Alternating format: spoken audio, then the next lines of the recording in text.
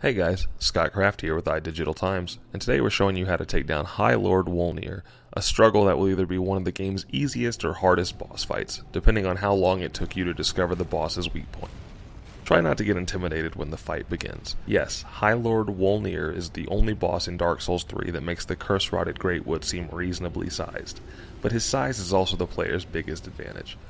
In fact, location management is one of the most important aspects of the fight against High Lord Wolnir.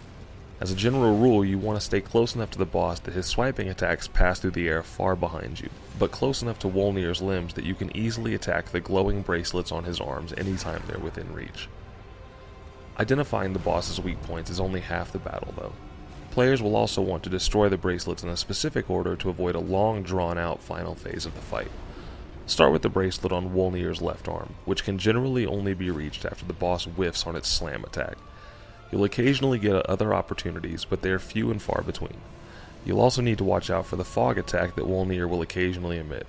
If the boss belches it, either get close enough to Wolnir that the fog lands and dissipates behind you. If you can't get behind the cloud, run away until the fog begins to clear. At some point the boss will begin to crawl forward.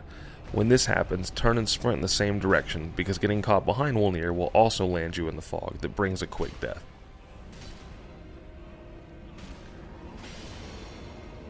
Once you've destroyed the left bracelet, switch focus to the two bands on Wolnir's right arm, and continue to whack away at the bracelets until you destroyed them.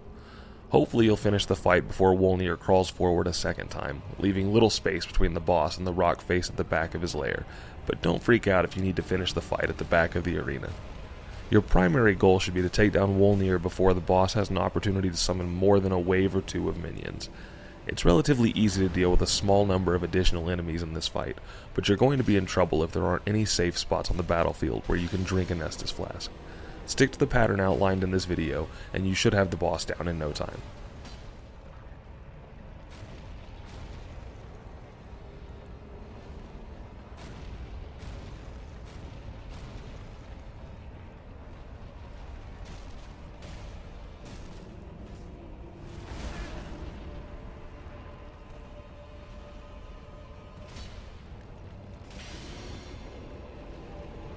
Thanks for stopping by everyone, and don't forget to subscribe to our channel if you'd like to see more of these videos.